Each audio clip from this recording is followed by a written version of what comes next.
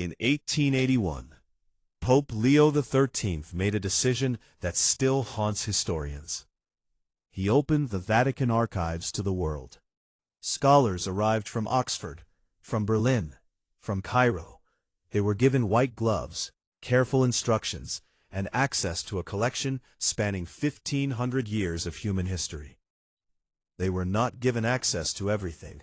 There are rooms in Vatican City that have not been opened in centuries. The doors are still there. The locks still function. But no one has been inside, not in living memory, possibly not in several lifetimes. One of those rooms has been consumed entirely by a purple fungus.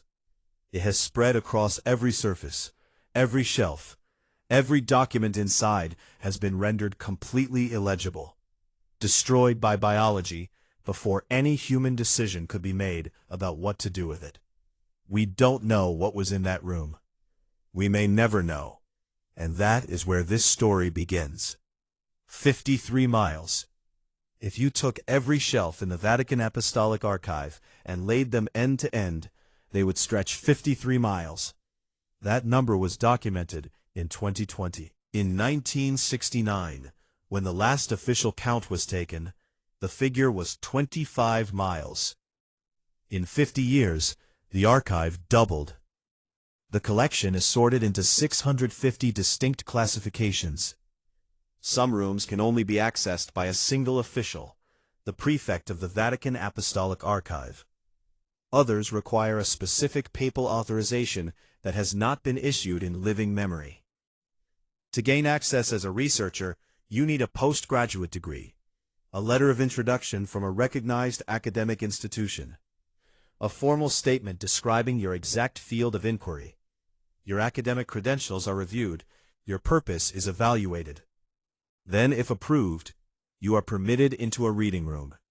You are allowed to request specific documents. You cannot browse freely, you cannot wander. You submit a request, you wait. A document is brought to you. You read it at a supervised table. And you cannot access anything created after October 1958, the end of the papacy of Pope Pius XII.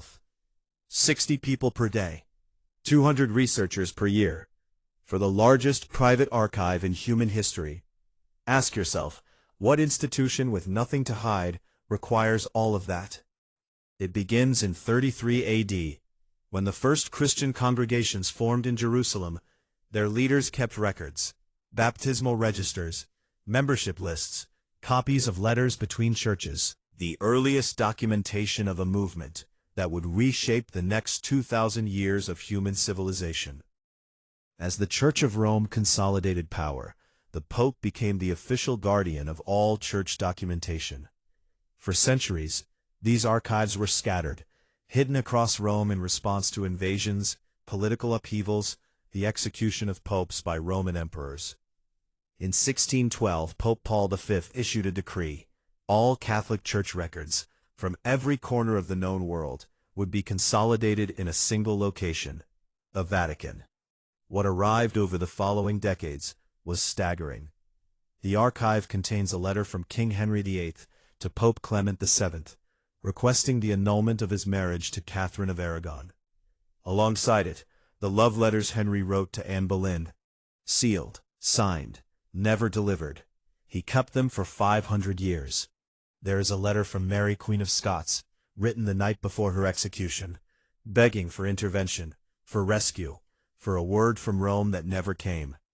There is the transcript from Galileo Galilei's trial, the original, the document that records the moment the Church forced one of history's greatest minds to deny what he knew to be true. There are the records of the Knights Templar dissolution, the 1307 purge, in which Pope Clement V ordered the arrest, torture, and execution of the most powerful military order in medieval Europe.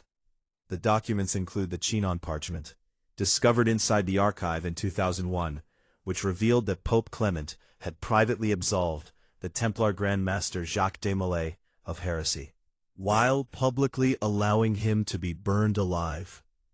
He knew. He signed the document proving it, and then he buried it.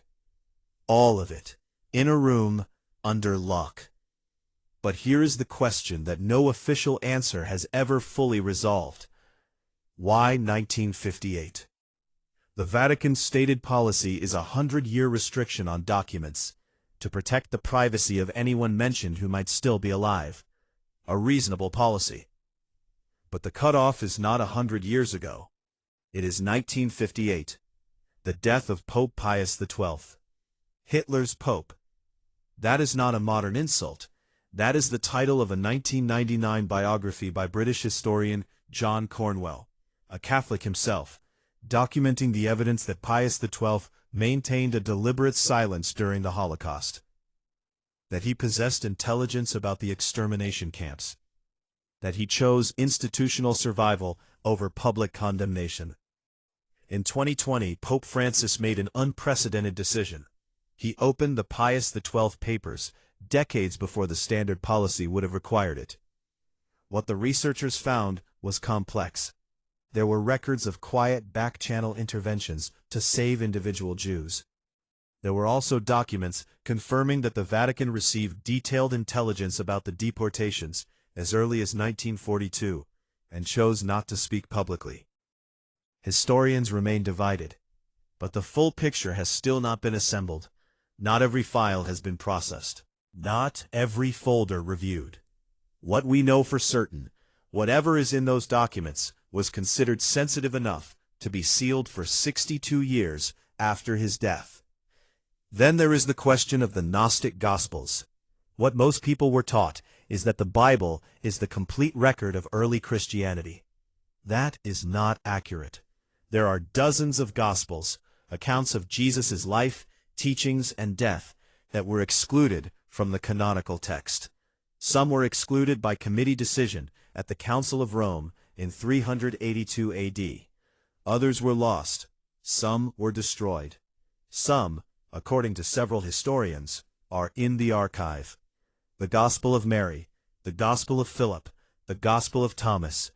These are not inventions. The Nag Hammadi Library, discovered in Egypt in 1945, contained complete versions. They tell a different story of early Christianity than the one passed down through Rome. A story where Mary Magdalene held apostolic authority, where the resurrection was spiritual, not physical, where the Church's entire power structure rests on a specific interpretation, one that competing texts directly contradict. The Vatican has never confirmed or denied whether it holds older or more complete versions of these texts. They have had 2,000 years to answer that question. In 2023, David Brush, a former United States Air Force intelligence officer, testified before the U.S. House Committee on Oversight and Accountability. Under oath, on the record, he claimed that in 1933, a bell-shaped unidentified craft was recovered in northern Italy, that Mussolini's government worked directly with Pope Pius XI to contain and conceal what had been found, and that, following the Second World War, the United States worked with the Vatican to transfer the recovered object to American custody. This is unverified. Brush provided no physical evidence, but he testified under oath before Congress with full knowledge of the penalties for false testimony. Here is what we know is still locked. The Vatican has never published a complete index of its holdings. The 650 classifications are known. Their contents are not. Researchers who have spent careers inside the reading rooms describe entire wings they have never been granted access to. Correspondence from the Second World War, records of the Inquisition that extend beyond the officially acknowledged dates, financial records connecting the Vatican Bank to political movements across the 20th century. In 1998, a Swiss guard, Cedric Tournay, was found dead inside Vatican City alongside the body of his commanding officer. The official verdict was murder-suicide. His mother spent 20 years challenging that conclusion. The Vatican's internal investigation files have never been released. The archive keeps everything. That is both its stated purpose and its oldest habit. Here is what is probably true. The Vatican archives do not contain proof of alien contact.